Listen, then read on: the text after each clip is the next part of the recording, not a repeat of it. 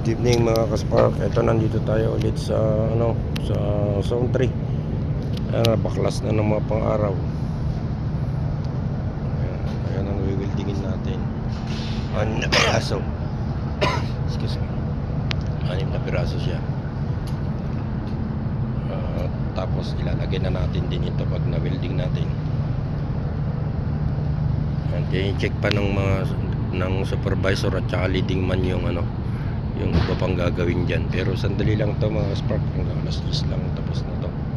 Matagal na kasi yung hanggang alas 10 dyan, pero papatamaan natin ng 1 oras kalahati para lipat tayo doon sa 2 Pilipinong kasama natin para hindi sila hirap, malwa ng trabaho. Dito tayo sa zone 3 ngayon mga spark. Ayan, may mga safety na.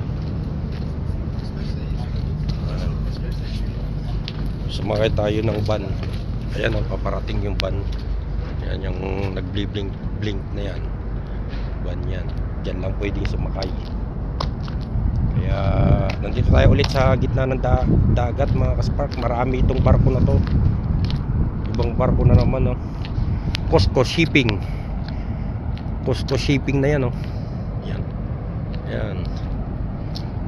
Ayan, hanggang gitna yan, no? Ayan yung man dyan, puro barko yan. Naghihintay sila ng pero marami na rin nakaalis. Kaya lang marami pa rin nakatambay dyan sa gitna. Hindi lang natin makita kasi gabi kasi dito, kaya mahirap makita mga spark. Ayan, dito tayo ngayon sa zone 3. Day 4. Maraming ginagawa na pwedeng palitan, kaso napakahigpit. Kaya hindi matatapos ito, sabi nga ng supervisor, dahil yung superintendent, dahil sa sobrang higpit. Next na naman, papalipas na naman after 2 weeks shutdown ulit. Balik ulit dito. Naka-request tayo. Salamat at may mga supervisor na mababait, nakikita yung trabaho na mabilis, kaya nare-request tayo ulit na makabalik dito. Pero pagkatapos ko dito, ibang mindset naman yung pupuntahan ko. Bababa ako, mag-induction muna ako, pero balik ulit. Bahala na kung saan mapapunta, dahil may highlights yung yung roster ko. 14 pa yung balik, pero may siya, parang matatambay ako, pero hindi naman daw matatambay, sabi ng ating boss. Dito tayo ulit sa gitna ng dagat mga kaspark.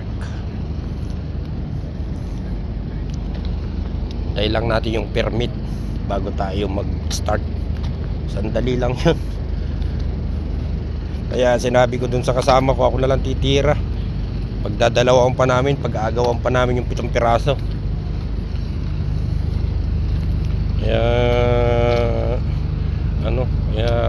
mag-watcher na lang muna siya sa akin. Ayan, maganda dito sa mine site mga kaspark. Ganda dito, walang talagang safety ang dito. Hindi sa mga hindi pa nakakaalam, sabi nila delikado mines. Delikado kung sa delikado, pero organizer dahil sa safety. Kaya nga may training na dapat mong kunin. Ang tawag nila is yung yung mga ticket. Ayan, parating yung isang van ulit. Yan, nag-blink na yan.